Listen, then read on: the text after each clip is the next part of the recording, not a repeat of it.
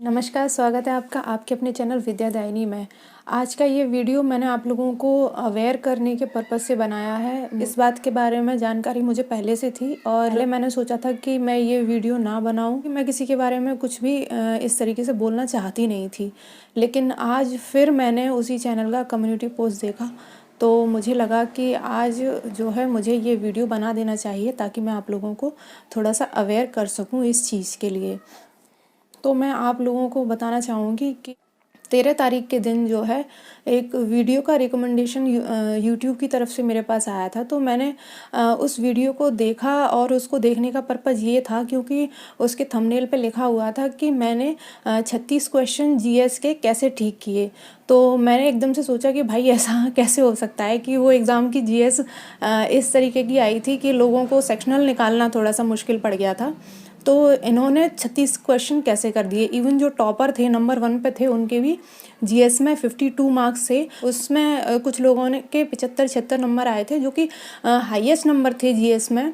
तो जैसा मैंने देखा और उस वीडियो को देखना स्टार्ट किया तो उन्होंने अपना नाम, रोल नंबर, ये सब कुछ दिखाया। और जब मैंने देखा तो मुझे तो पता था कि जो बच्चे सिलेक्टेड हैं उनकी लिस्ट किस तरह की है और जो बच्चे नॉन सिलेक्टेड हैं उनकी लिस्ट किस तरह की है।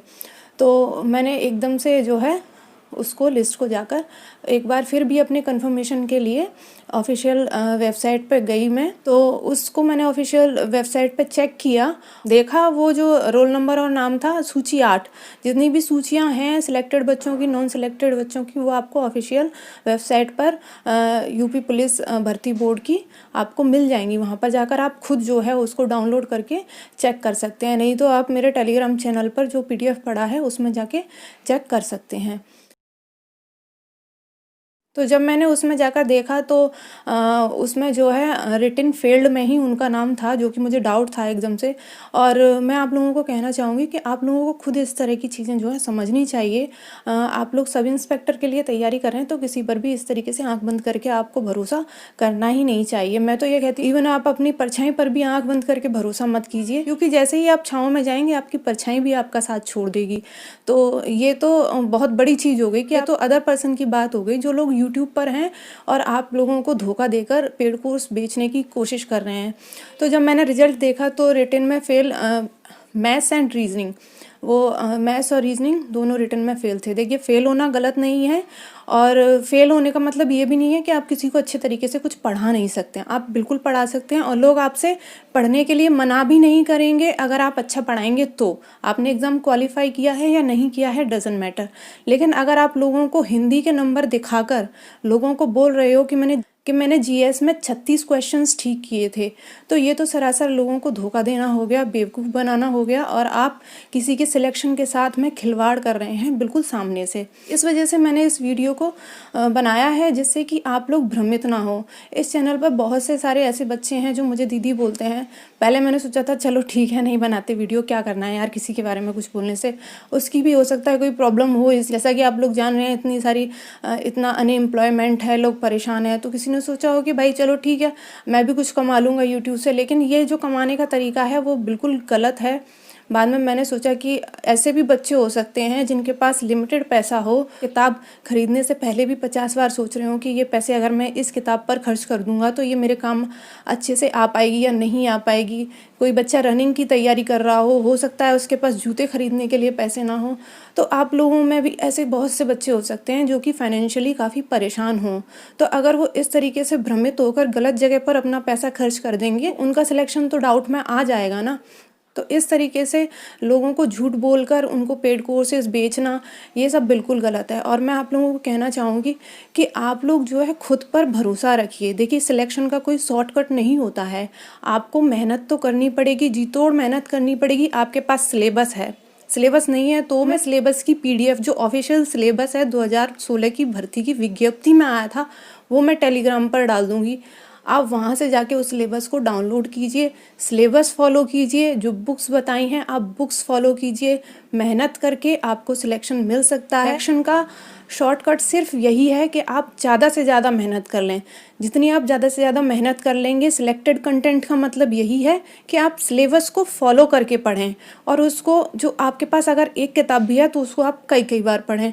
इसके अलावा सिलेक्शन का और कोई शॉर्टकट नहीं है, कोई आपको सिलेक्टेड कंटेंट नहीं देगा। सारे लोग वही बुक्स पढ़ते हैं, वहीं से कंटेंट निकालते हैं। बस इतना सा फ़र्क है कि आप लोग उन चीज़ों को सुनकर जो है डर जाते हैं, भ्रमित हो जाते हैं। खुद पर आपका विश्वास जो है वो कम है, खुद पर आपका भरोसा ही नहीं है, खुद पर आप लोग भरोसा ही नहीं कर पाते हैं। देखिए, कोई व्यक्ति आपका सिलेक्शन करा सकता है तो वो आप जाकर आईना देख लीजिए, आपको पता चल जाएगा कि वो कौन सा व्यक्ति है जो आपका सिलेक्शन करा सकता है।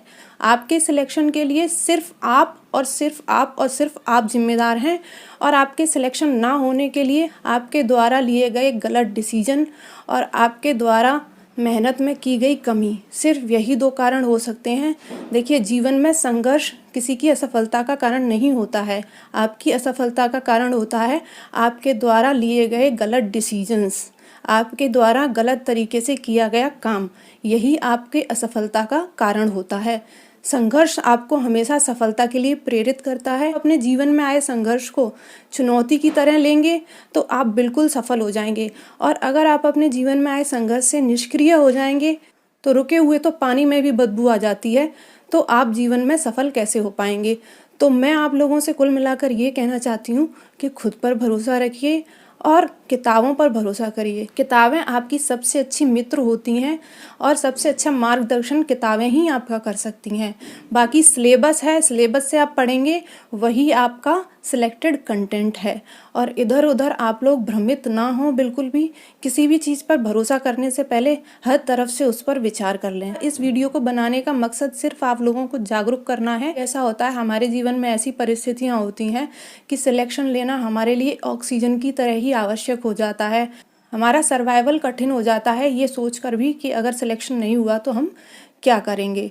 तो इसलिए आप लोग बिल्कुल भी डरे ना आईपीसी से डरें। आईपीसी के तो क्वेश्चंस ही बहुत कम आए थे, फिर भी आप तैयारी इस तरीके से करनी है कि एग्ज़ाम में आने वाले हर चैलेंज के लिए आप अपने आप को तैयार कर लें। मैं तो ये कहती हूँ, ज़रूरी नहीं है एग्ज़ाम पहले तरीके से ही आएगा, हो सकता है उसमें कुछ चेंजेस आए।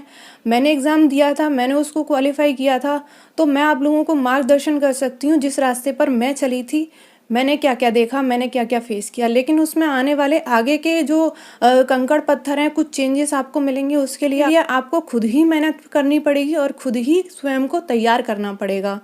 तो आप इस चीज़ के लिए स्वयं को तैयार कीजिए, आप स्वयं पर विश्वास कीजिए, किताबों पर विश्वास कीजिए और आप अपनी तैयारी कीजिए।